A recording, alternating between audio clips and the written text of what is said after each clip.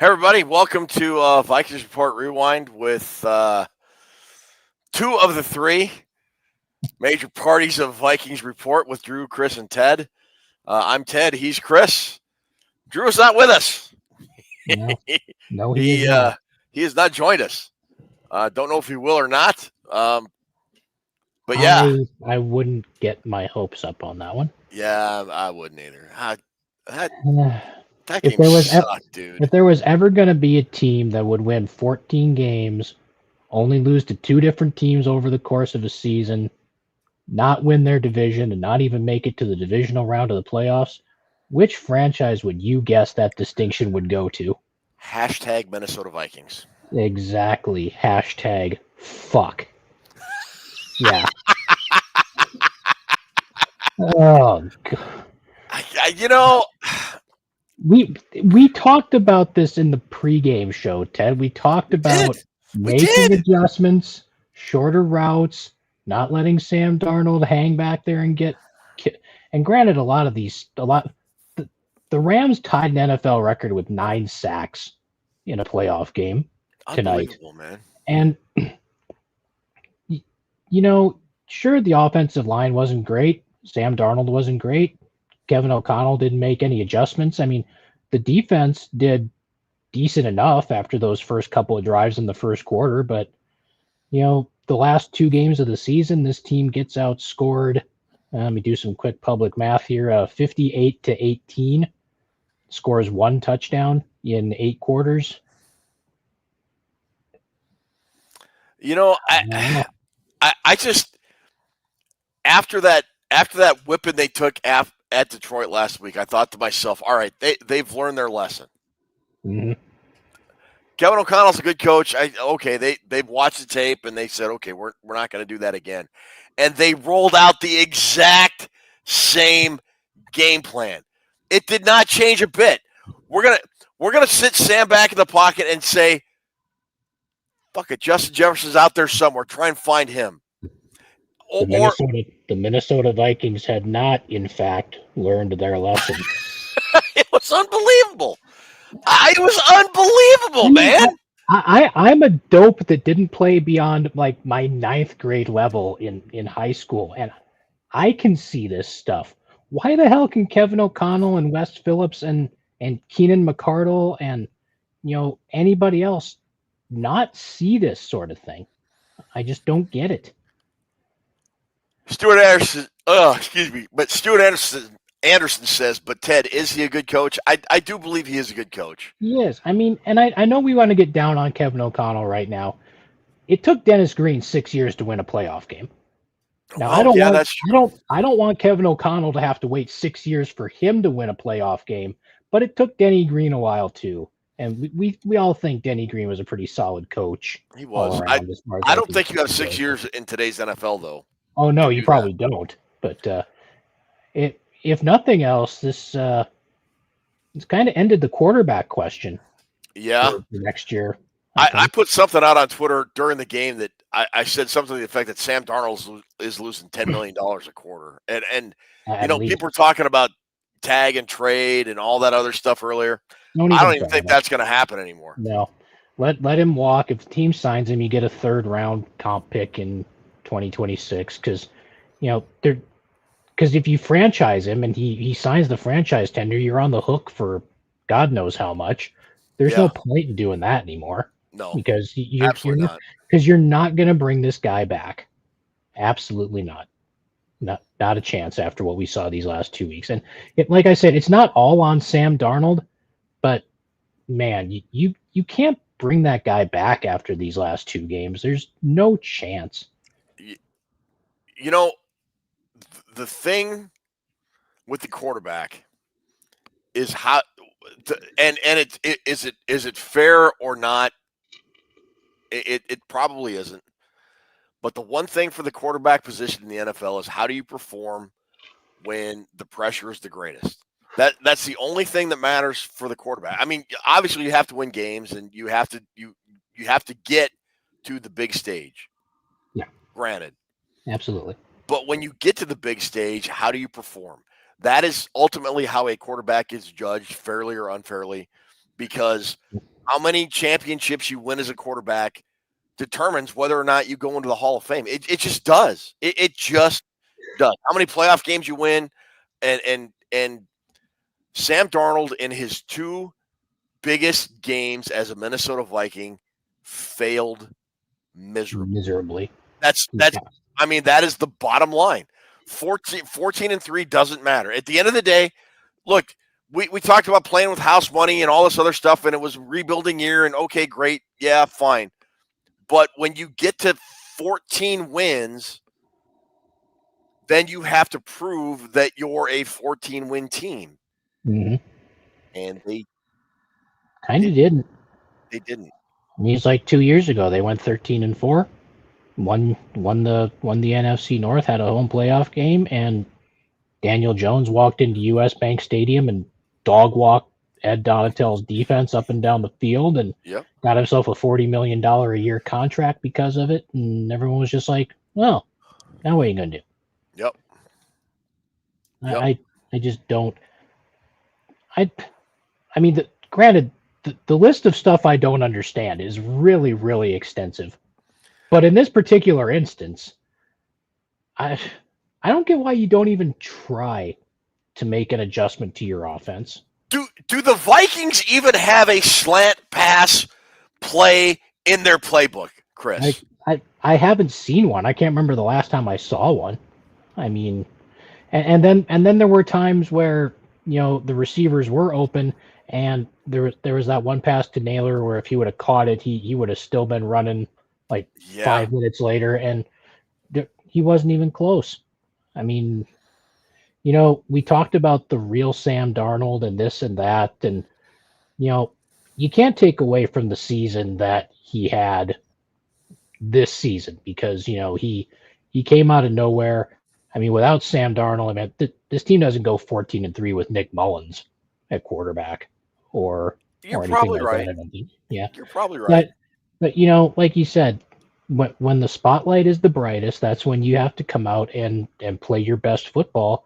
And unless you throw the Jacksonville game in there, these last two games were Sam Darnold's two worst games of the season, and you can't have them at this point of the season. You just can't do it.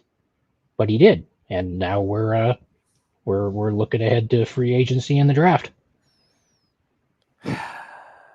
Yeah, sad Minnesota Phoenix sports fan says the next adjustment KOC makes will be the first one. I mean, I just we all saw what happened last week. We all said the Vikings need to incorporate a 3-step drop, short, quick passing game, and they didn't, man. I mean, Yeah. You said something in our chat we had during the game about how much time Darnold was holding onto the ball or the sacks he took. Let me Do you pull it remember up what that was? I will pull up our thing and I will find it here. But yeah, of all those sacks, like the majority of them, he held the ball for at least 4 seconds. Like, and I know you follow Tommy Kramer on social media and whatnot, and he said, put out a tweet that literally said, "You have 2.5 seconds." Tommy Kramer said you have 2.5 seconds, and Darnold's holding on the ball to 4.5, 5 seconds. So back when, because I sent that tweet from a Bill Smith NFL. Back when Darnold had only been sacked 6 times, he caught 3 more after I sent that one. So only 2 of Darnold's 6 sacks have come in less than 4.4 seconds, and none of them were faster than 3.2 seconds. And I know a couple of those last 3, he just stood there forever, and you can't tell me that people weren't open. I mean, honest to God. No. So if you stand back there for 5 or 6 seconds, this is the National Football League. Somebody's going to get open somewhere. Yeah. I mean, there were guys, and when guys were open, you mentioned that Naylor throw. I mean, he overthrew dudes again. He underthrew dudes again. He hit. He threw the ball in the dirt. Darnold is not. Well, maybe he is at some point in his career, but up to this point is not built for this kind of moment. He was not last week. He did not step up tonight. And look, the Vikings are going to rightfully move on. They are. They just are. I think we settled should the Vikings extend Sam Darnold and bench JJ McCarthy. No, they're not. Nope. They never were to begin with. For those of you that thought the Vikings should, no, they're not. Not a chance. Is Brian Flores going to get a head coaching job somewhere next year? Now, I don't think so. Not anymore. I don't think so. I have my doubts. I mean, he's got interviews lined up and whatnot, but I mean, this is the second year in a row. And granted, last year, by the end of the season, his defense was being held together with like Scotch tape and dental floss. But this year, last 2 games of the season, he had basically everybody. Everybody was healthy. He had Cashman, he had Grenard, he had Van Ginkel, he had all those guys. And these last 2 weeks, granted, the defense falling apart has a lot to do with the offense not holding up its end of the bargain. But yeah, that doesn't reflect super great on Brian Flores. Todd Gums writes, according to Kevin Seifert of ESPN, the Vikings should have the number 24 overall pick. Yep. Of the 2025 draft. Yeah, so I guess it's time to start looking at draft research stuff. Mock drafts for everybody. Oh, wait. No. Screw all that. I don't want to do that. No. And free agency. Yeah. I think someone said that, they've got the 4th or 5th most cap space coming for. They need to dump as much money into interior offensive linemen as possible, because I'm done with Bradbury, I'm done with Risner, I'm done with Brandel, I'm done with Ed Ingram. Yep. I mean, if you want to give Michael Juergens and Walter Rouse and whoever else a shot, fine. They haven't proven that they're terrible or anything like that, but all 4 of those guys, and I know you just signed Brandel to an extension, maybe keep him as a backup, but those dudes, I don't think any of them are starting offensive linemen in the National Football League. They damn sure weren't tonight. No, I'd agree. I mean, interior offensive line. It's time for the JJ McCarthy era to start. Yep. And I'm sorry, I don't care what anybody says. And it was funny. Our good friend of the show, Thor Nystrom, said this on Twitter. I said earlier, I don't care what anybody says. The Vikings would not be losing this game if JJ McCarthy were starting. And I don't think it was a direct shot at me, but I guess a lot of people were saying this about McCarthy. And Thor Nystrom said, people that are saying the Vikings would not be losing if JJ McCarthy were starting this game are wrong. If JJ McCarthy were the starting quarterback, the Vikings would have a bye. So yeah, I saw that. I mean, we know that dude's the president, treasurer, secretary, whatever of the JJ McCarthy fan club.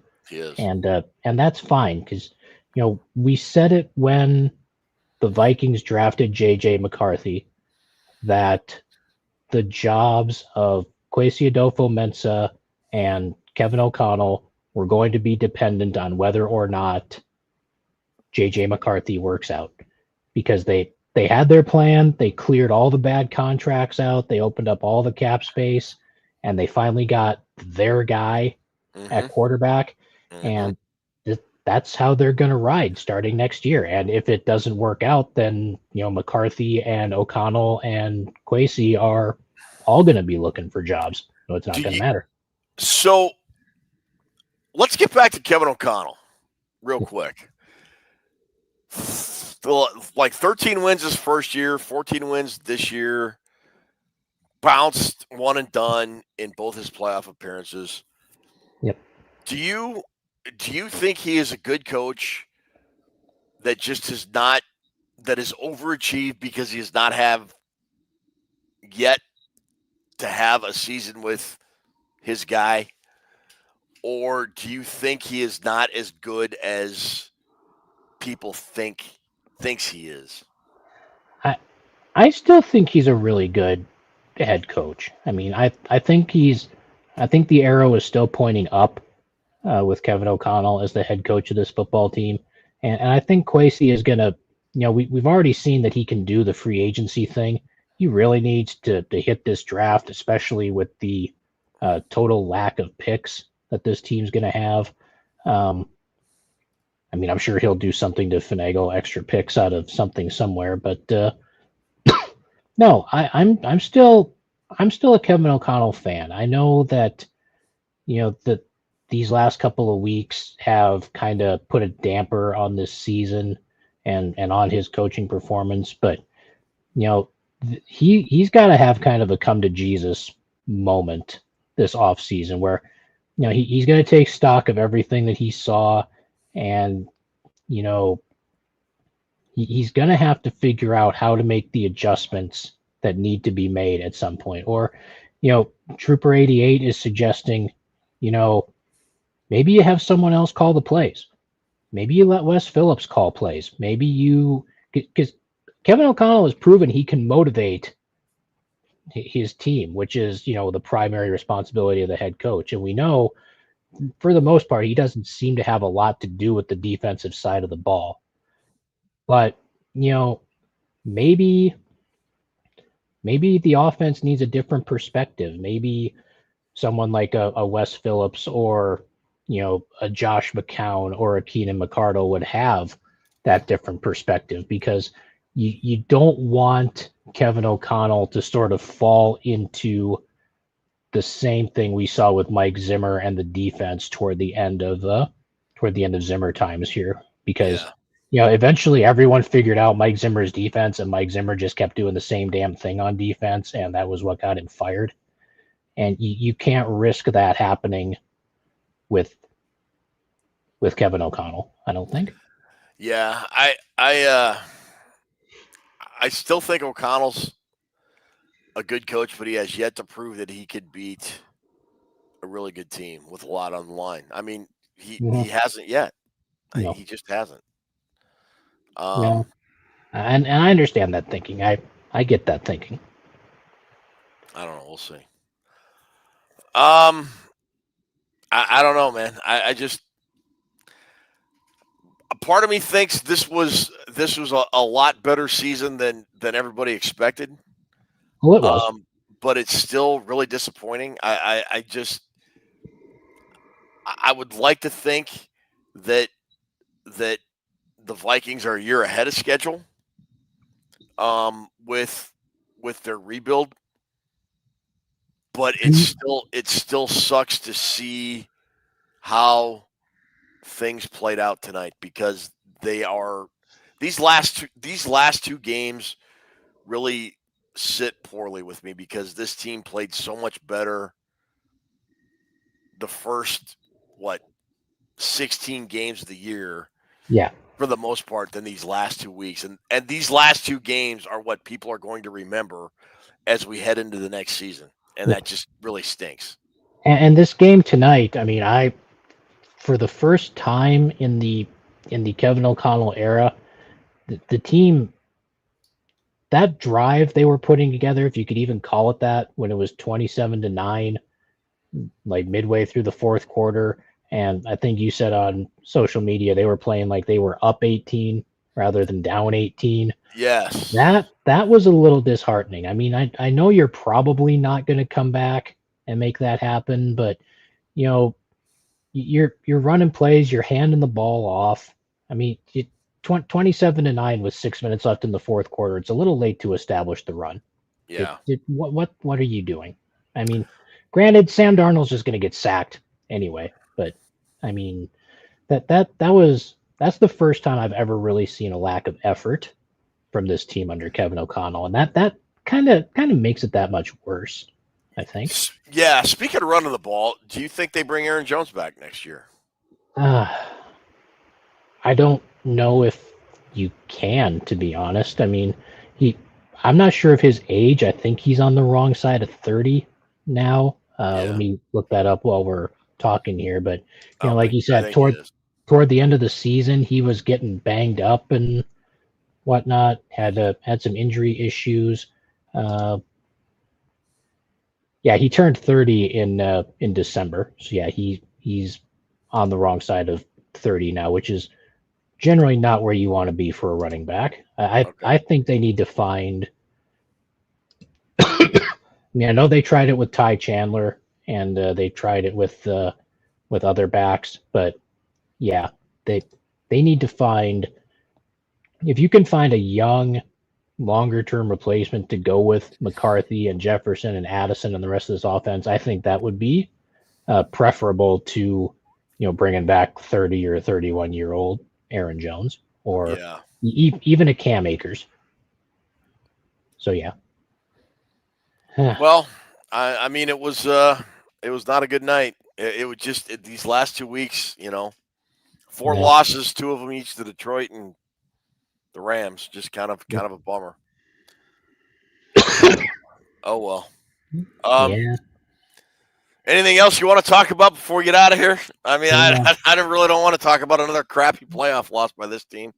Yeah, no. I mean, I think we've basically hit everything. I mean, we've had a hell of a time doing these shows this season. I mean, obviously winning is way more fun than losing when it comes to doing these shows every week. And we're gonna have off-season stuff to look into and positional previews and draft stuff and blah blah blah. And it's about 8 months until the 2025 regular season gets underway, and it is gonna drag like hell until that happens. So yeah, I mean, I think we hit basically everything tonight. So yeah. All right. Well, Ruby cannot hear us, but I am texting her, and she is Yeah. going to bring the wheel up momentarily. While we're waiting for that, folks, I just want to say thank you for joining us this season, coming along for the ride, all that good stuff. We're probably going to take a break for a week or so. Let Drew take care of his mental wounds from tonight's beating that the Vikings took. But we'll be back. We'll be back with our off-season show.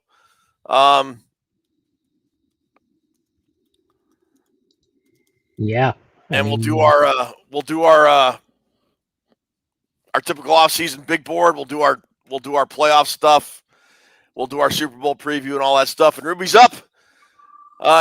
She's spinning the wheel now. And it looks like Matthew Edwardson. Congratulations, Matthew. Matthew Edwardson is our big winner. Go ahead and get a hold of Ruby at VikingsReport@drewandted@gmail.com. She will send you a link to our prize vault, and that will give you a chance to pick our prize or pick a prize from our prize vault, and we'll mail it out to you. So everybody who's joined us this year, thanks so much for Drew, for Chris, for Ruby. We've had a blast. I know that the season for the 64th or 65th consecutive year did not end with a Viking Super Bowl win, but one day it will, and hopefully I'll be alive to see it. If not me, but my grandson will, I'm sure, because he's only 10, 11, so he's got a lot more years ahead of him than I do. But we'll be back. We'll let you know what our off-season schedule is in a couple weeks. But we're probably going to take some time off. I don't know what we're going to do, but we'll figure it out. So, Skull Vikings. Take care, everybody. Yep. Have a good one, folks.